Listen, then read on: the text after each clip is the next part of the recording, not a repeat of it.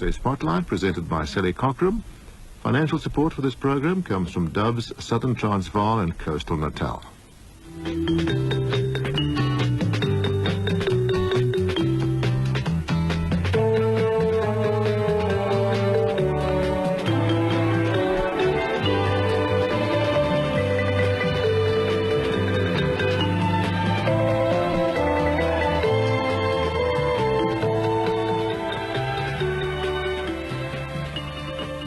Well, here we are once again. Good morning to you. Recently, I've introduced you to various churches and pastors whose work I know has greatly encouraged you. How do I know?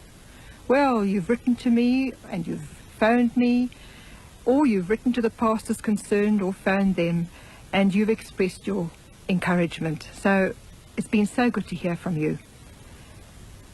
We in the Christian radio are in the business of broadcasting good news. Good news in a day when the world only has bad news, I'm afraid.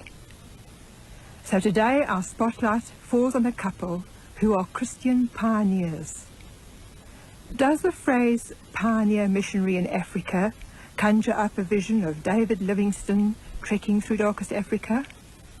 Well, our pioneers today are the Reverend and Mrs. Frank Stanley of the Wesleyan Church in Pretoria.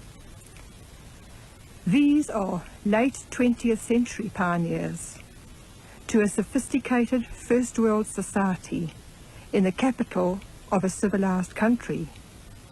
The Webster Dictionary tells me that pioneer means one who goes before to prepare the way, one who begins some enterprise, course of action, an original investigator, explorer or worker, an initiator. Now, I live in Garsfontein, and for the past 13 years, twice daily, I have driven past what was originally just a site of land, and which is now a large complex. I've watched this complex develop, grow from nothing to a virtual community housed in a multi-million rand complex. This operation has intrigued me, and so finally this week I went along to the church to visit the Reverend Stanley.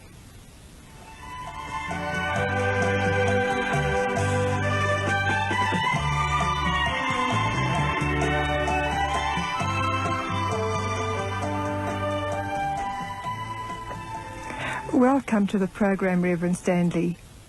About your work here. You moved into this community as the minister of a lesser well-known church denomination, and yet you have achieved a phenomenal amount in a short while.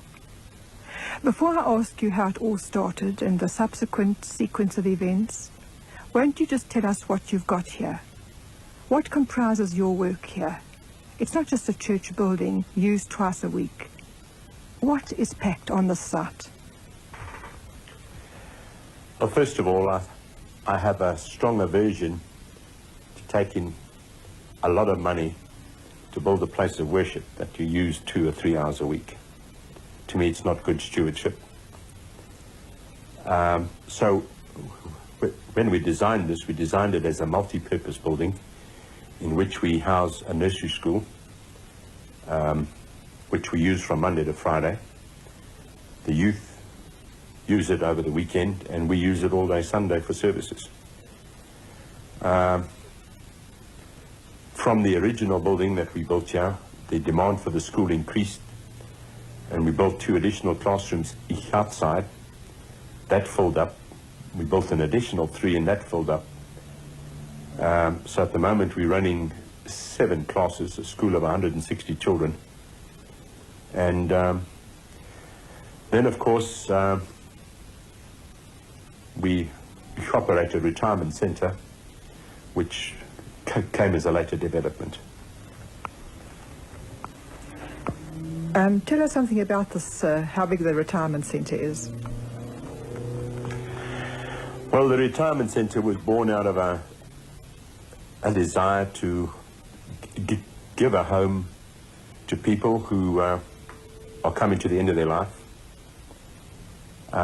We find it to be a huge mission field. Our denomination has a number of these in America, and a friend of mine who's very involved there shared how he went to visit the old preacher that led him to the Lord. And when he found this old preacher, he was in an old age home in America.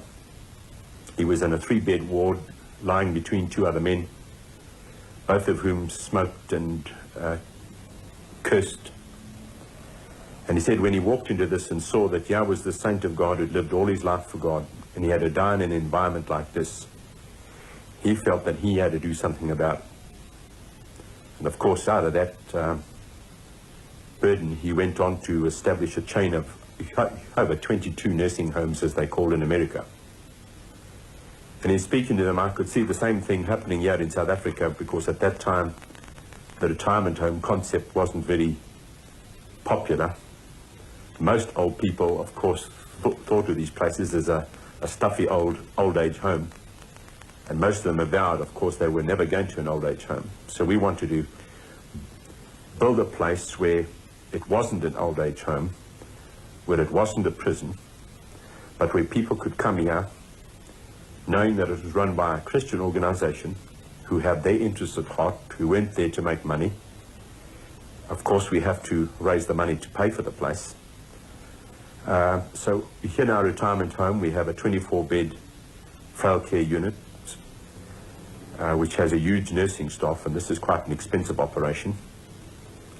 But what we found there, that all the people who have come here because of the facilities we offer, the fact that it's run by a church and not a public organization, and also that the fact that they would never have to move, even if one of their partners died. Plus the fact that they have excellent medical facilities available to them at all times.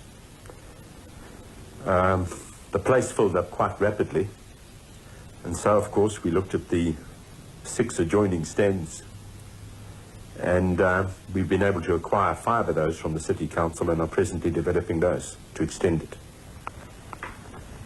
So how many units do you have? What does the retirement centre comprise of? Well, at the moment we have 45 flats in the existing double-storey complex and a 24-bed frail care section. We have our own restaurant, dining room, hair salon, TV lounges, library. The new section we've just built comprises 35 units. Some are 3 bedrooms, some are 2, some are 1 bedroom. And our last phase now that we're working on will comprise another 30 units, which will make up bachelor units, 1 bedroomed and 2 bedroomed. All of them are self-contained. The people come and go as they like. Back now to my first query. How did this whole enterprise begin?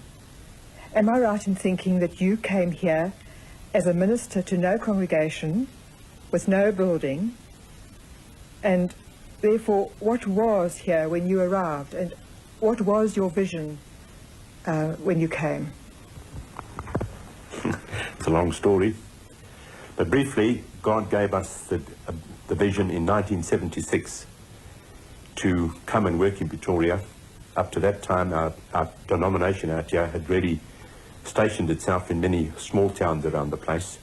We couldn't understand why we left the cities unevangelized, and this is where the people were migrating to. And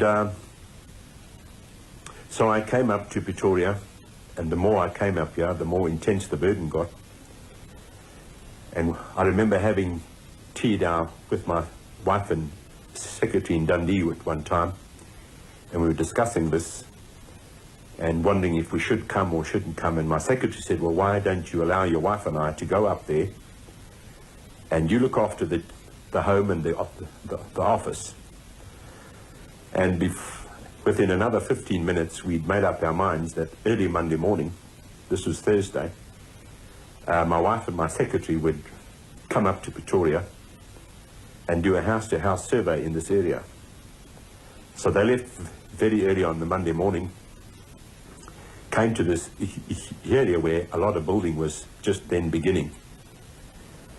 And they just parked the van and began to do house-to-house work. I phoned them on the Monday night and they said, well, it was hard going. A lot of people thought they were a cult or a sect. And I believe the Lord spoke to my wife the Monday night and said, look, you know, we've been going 2-2 and people automatically link us. So she suggested the next morning that they split up and go 1-1. And immediately people opened their homes. And they found that they were drinking so much tea and spending so much time fellowshipping as people invited them into their homes that they weren't getting very much done. But by Wednesday, when I phoned them, they said that there were over 60 families that were interested in supporting a Sunday school if we started one.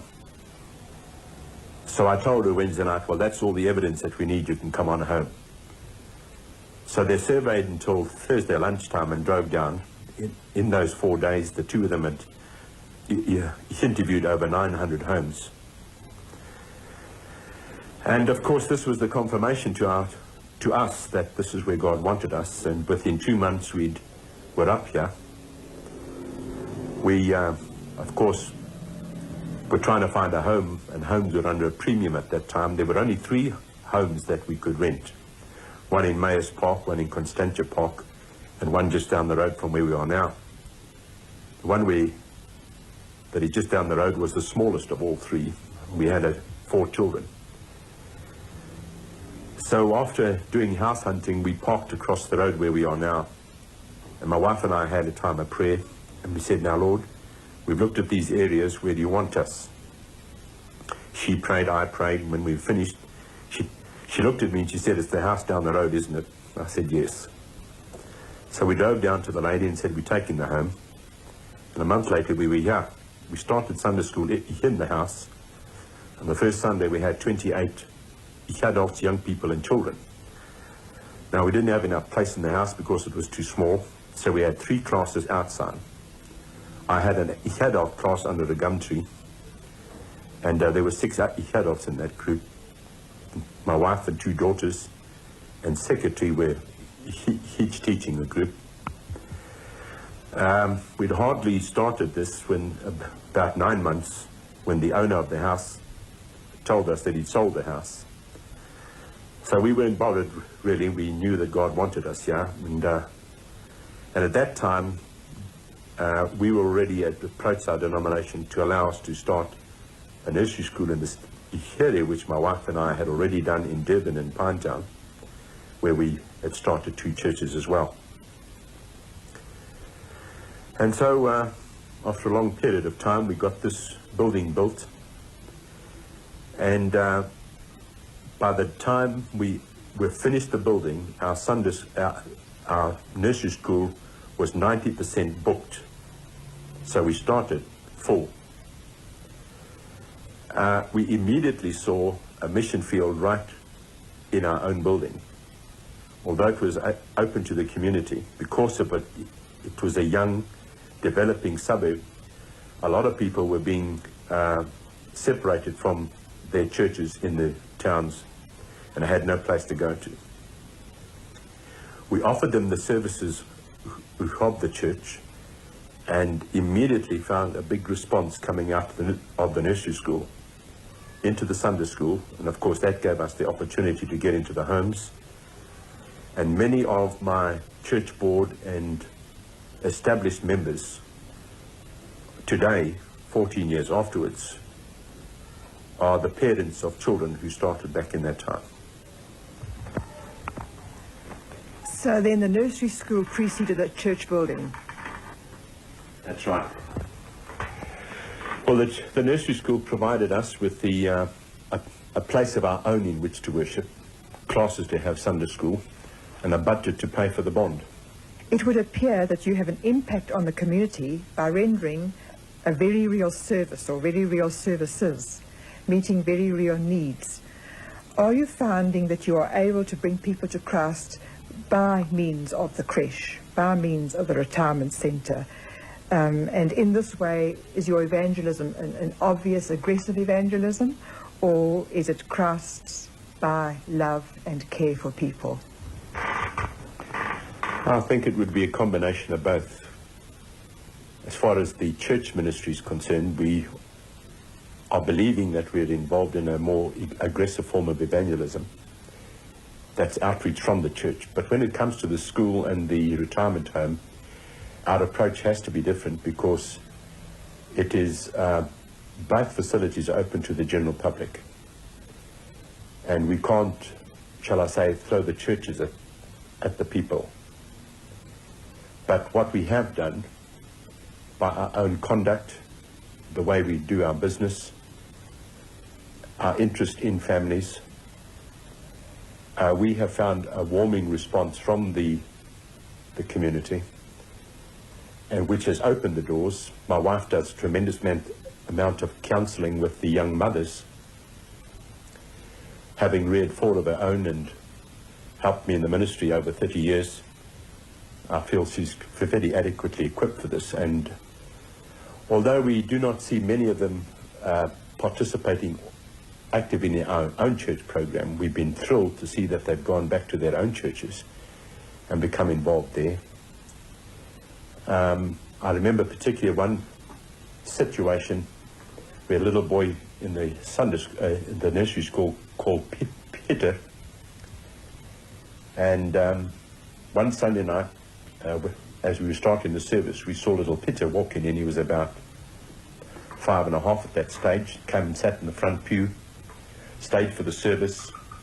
And of course, we wanted to take him home afterwards, but he said no, his mother's coming to fetch him, and she was waiting for him outside the church. And this happened a good couple of Sundays.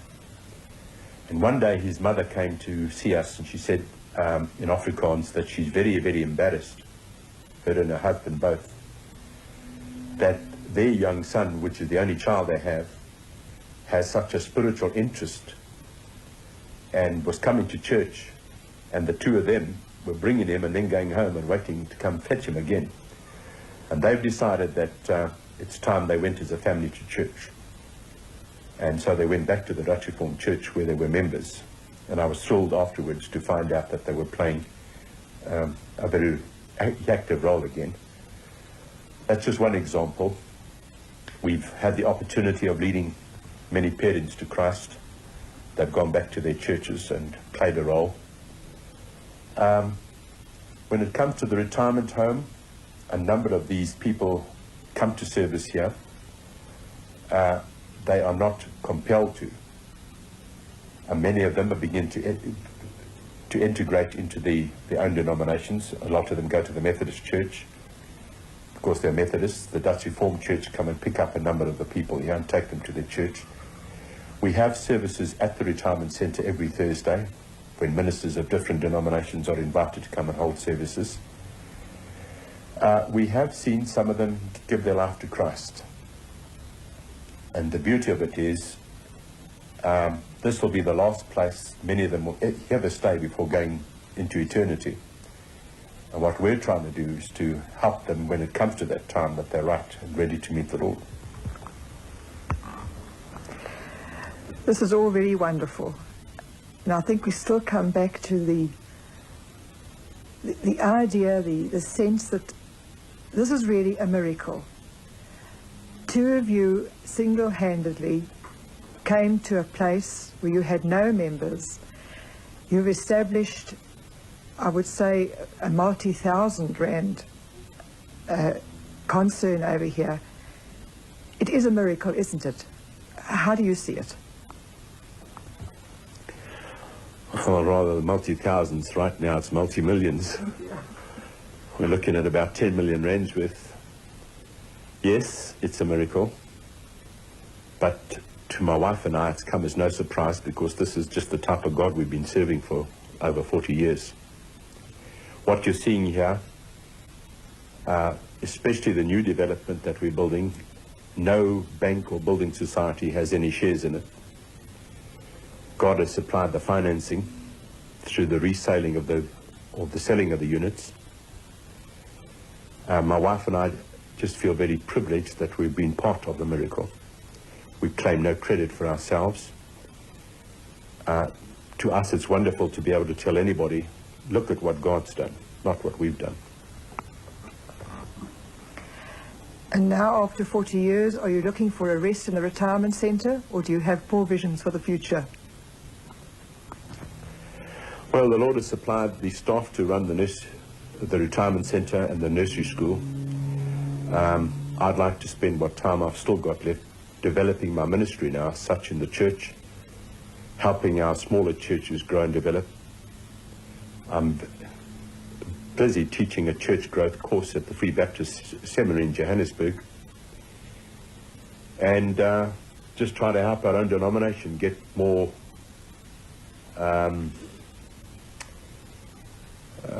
daring, shall I say, to trust God to do what to them is impossible in their own situations, because I feel that so many of our pastors are afraid to venture out into what to them is the unknown. And we've tried just by example to show that with nothing and completely dependent on God, this is what you can do. And then just finally, you've got to have a certain type of mind to have been able to plan all this. God prepared you to be a businessman, as it were, someone with logical thinking, someone who could work with money to put up this multi-million venture.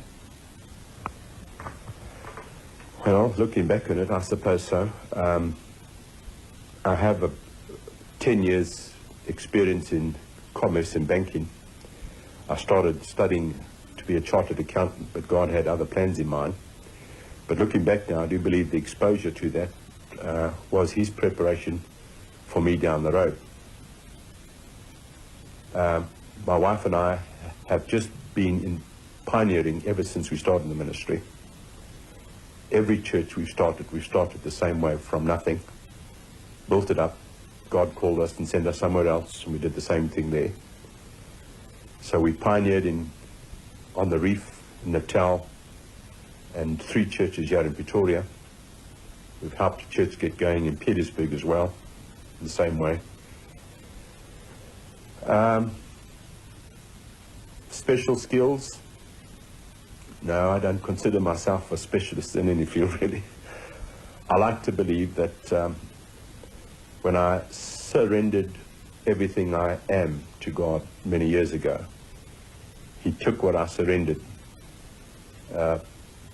used it to his glory, and I just feel very privileged.